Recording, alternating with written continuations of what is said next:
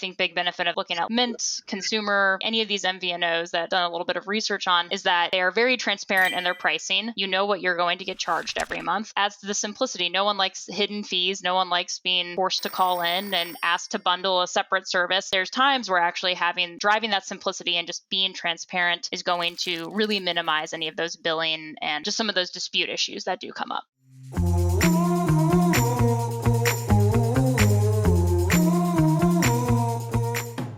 Hey, Jason, how are you?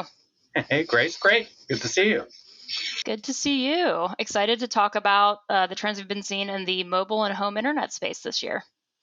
Yeah, absolutely. It's been a fun year for sure. Happy to chat. For introductions, my name's Grace Jackson. I lead the U.S. telecom space for MPS Prism. And Jason? Yeah, and I'm Jason Barro. I'm the founder of the MPS Prism business. So great. Yeah. So as we're wrapping up 2023, what are the big trends that you want to talk about? What have we been seeing most in our data? Great question. So in the mobile space specifically, so looking at wireless, one of the big things that we've noticed this year is that network is really just becoming less of a differentiator. A lot of times, some of the big three postpaid providers have always kind of touted their network as the big reason you should join and pay the money that you do for those plans. That's becoming a little bit less of the case as everyone's networks are a little bit more superior, especially with 5G, than they have been in the past. And now we're seeing a lot of these providers, especially the MVNOs of the world, actually just providing simplified, easier to understand, and ultimately lower cost plans that have good digital experiences with them. And that's really what's making actually a bigger difference for MPS and the customer experience overall.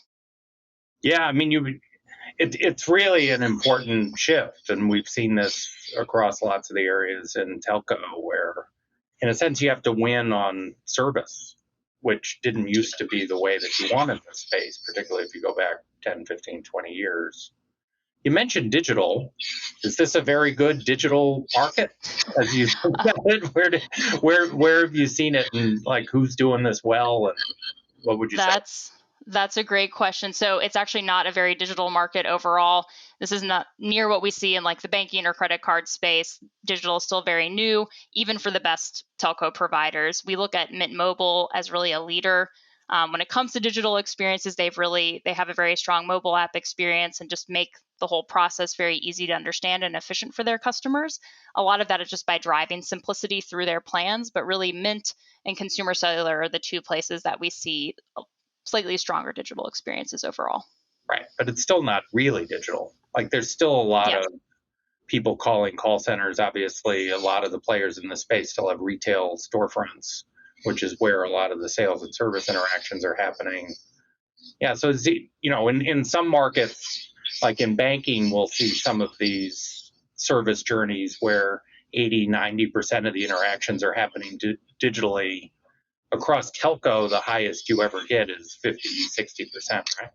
Yep. The only places we really see high digital penetration are in really routine episodes like pay bill or like manage your account.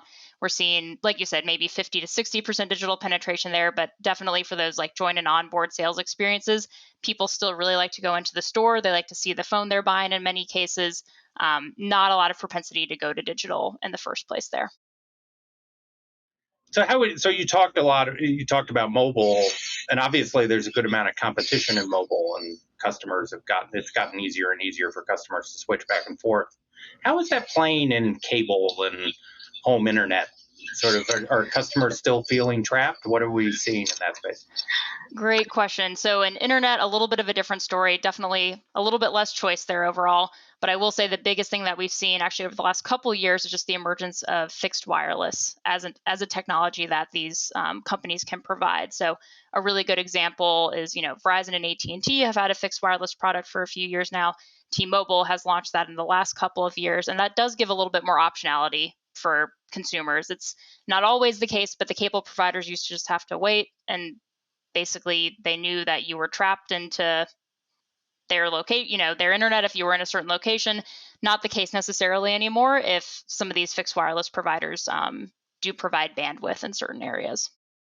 Yeah, I mean it's an interesting dynamic. You can see the customer. There are large populations of customers across that space who are clearly fairly unhappy, and where if good opportunities presented themselves, they're certainly at least looking.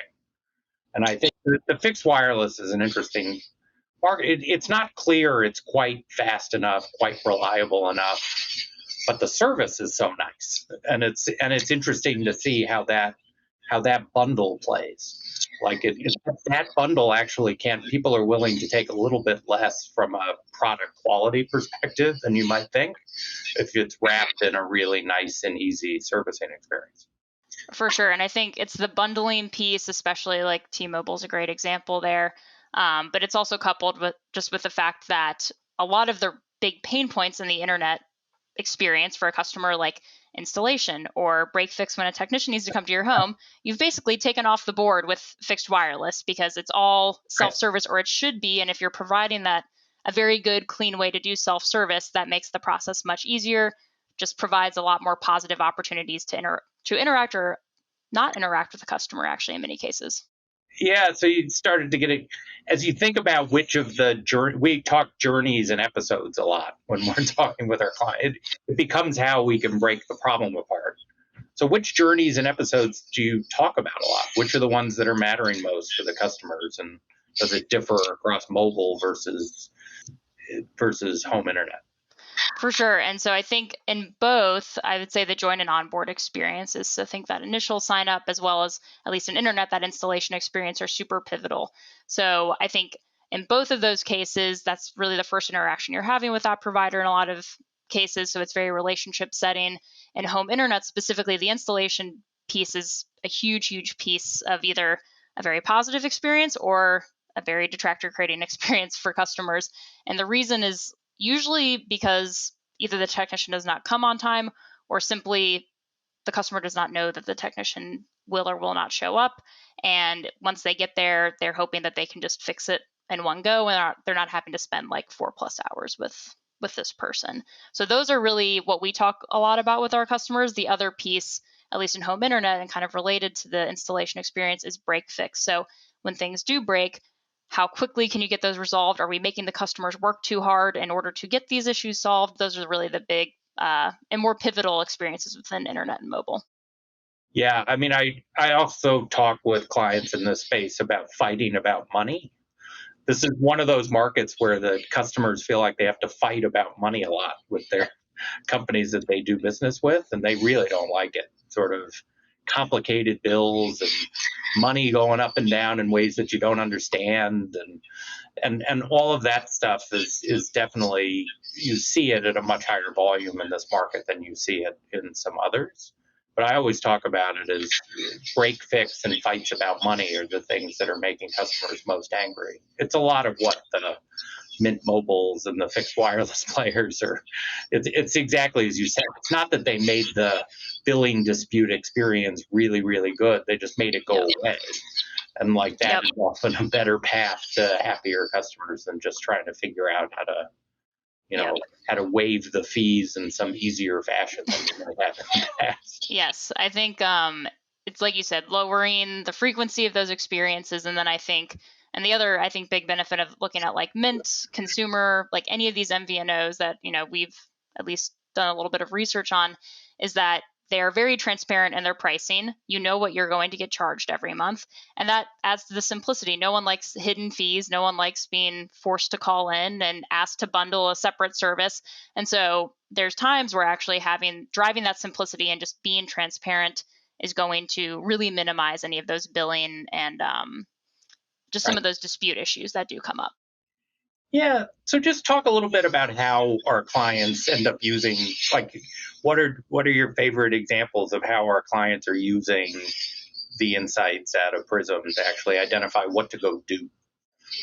That's a great question. I think one of the things that I think is really interesting to learn about with our clients is how they're thinking about kind of optimizing the different channels that customers are coming through for these really pivotal journeys. The one that we talk to that we talk about frequently is the call center. And so a lot of times, especially for these break fix episodes and like billing dispute episodes, our clients will come to us and say, hey, why are we so far behind the leader in these episodes? And then when we look at that a little bit further, you'll notice in a lot of cases, not all, but for these disputes and break fix episodes, that it's not an operational problem. It's not necessarily taking longer, or it's not largely better experience at any one or the other. But the difference is once they actually get on the phone with someone, which is normally what's happening for these, especially for like virtual tech support or billing disputes, the actual experience of talking to the person that they are talking to is much better at some places than others. So actually looking at like the quality of reps, are they empathetic? Are they knowledgeable about the situation? Are they being transparent on how long it will take to fix something? I think identifying those points and how that differentiates for some of our clients versus the leaders, and then giving our clients the ability to more, I'd say, more target and pinpoint the training that they're doing with their call center is actually really, it's a really interesting thing to see. And it's a good way to really use the Prism data to tangibly fix something or create a plan to fix something on the ground. Yeah. Oh, I agree. And one of my favorite types of conversations in telco is getting the clients to think about these experiences in the way that their customers think about them. This comes up, it comes up a couple different ways that I see in telco. One is I've had this question asked by lots of different telco clients. They're like, well, when does the clock start and stop on how long something took? And I'm like, when the customer first noticed, it's like they don't want it to count for the time that you're wandering around your house resetting boxes, but before you've called 1-800 cable company. But in the customer's mind, that's all effort, that's all time, and they care about it quite a bit. And so, and we've also had this, how do you define what an outage is? And we find that the companies often define outages in ways different than how the customers define them.